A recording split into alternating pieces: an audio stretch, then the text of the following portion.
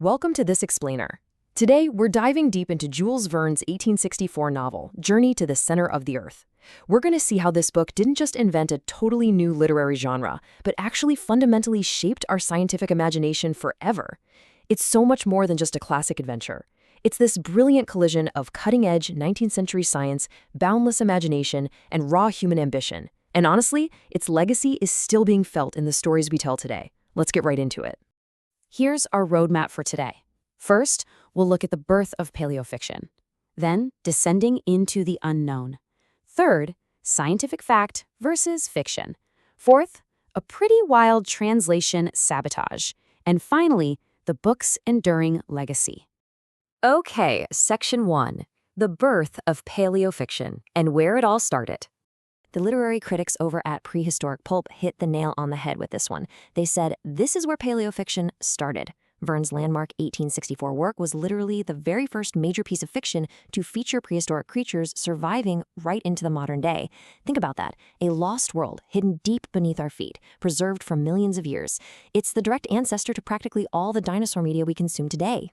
Now, what's wild is that the public back in 1864 hadn't even fully conceptualized what dinosaurs were yet.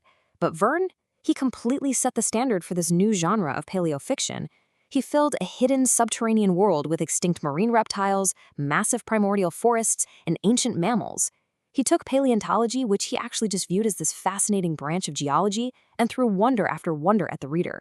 By doing that, he created a legacy of prehistoric storytelling that our pop culture still heavily relies on.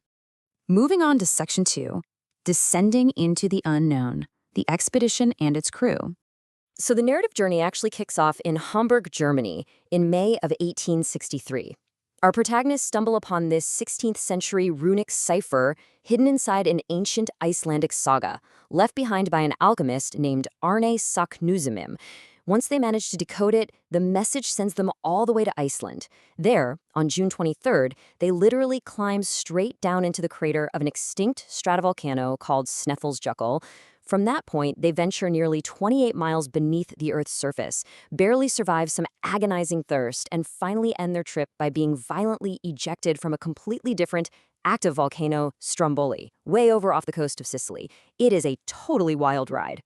But, an adventure is nothing without its adventurers, right?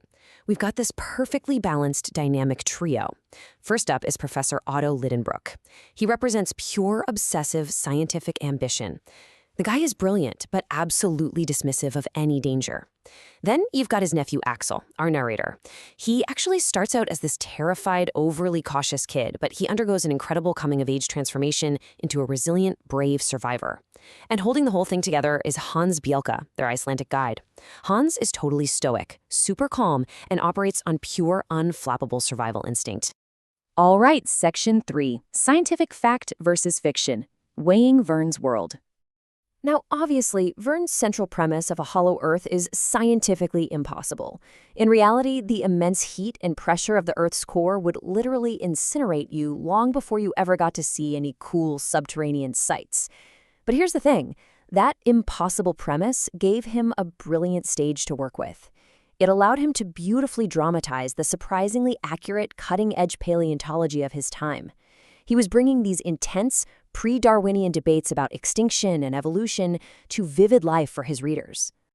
And wow, what a stage it was. The absolute crown jewel of this underworld is the Lidenbrock Sea. I mean, just picture this. Our explorers are sailing a raft made of petrified wood across a massive primordial ocean. Suddenly, they have to dodge a violent, thrashing battle between a dolphin-like ichthyosaurus and a long-necked plesiosaurus. And if that wasn't enough action, they survive a massive electrical storm, land on shores lined with giant mushrooms, and even spot a 12-foot-tall prehistoric human herding gigantic mastodons. It's just phenomenal world-building. That brings us to Section 4, the translation sabotage, a mutilated masterpiece. Get this. For decades, many English readers weren't even actually reading the book Verne wrote. The year 1871 marks a legitimate literary tragedy. An anonymous English translation of the novel was published in London, and, well, to put it simply, it was incredibly poor in every conceivable way. It severely damaged Verne's legacy in the English-speaking world. The sabotage is just totally obvious when you put them side by side.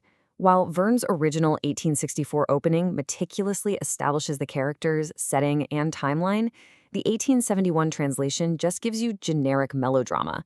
This anonymous translator actually had the audacity to change the brilliant Professor Lidenbrock's name to Hardwig.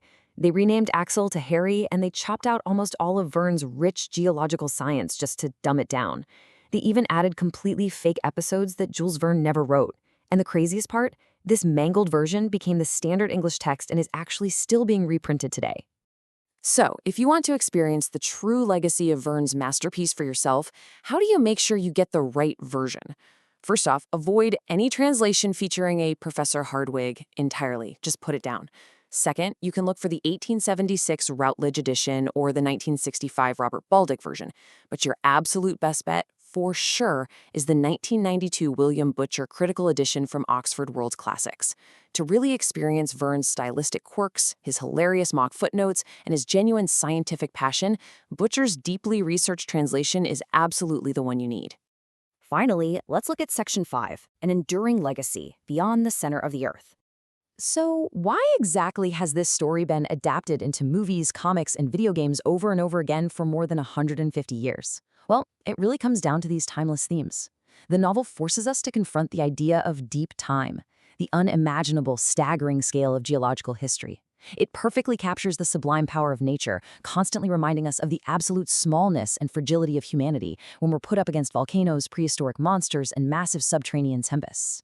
But at the same time, it beautifully highlights human courage and explores that delicate balance between scientific curiosity and deadly hubris. The true legacy of Journey to the Center of the Earth is that it stands as a testament to the relentless human drive to explore the unknown.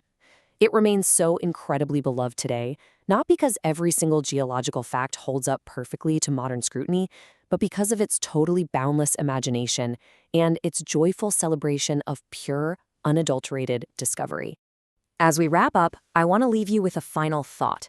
Where is the line between dangerous scientific hubris and essential human curiosity drawn today? As we continue launching probes out to the very edges of our solar system and exploring the deepest mysteries of our own universe, we have to ask ourselves, are we risking everything like the obsessive Professor Lidenbrock, or is the pursuit of knowledge always worth the descent? Thanks so much for joining me on this explainer.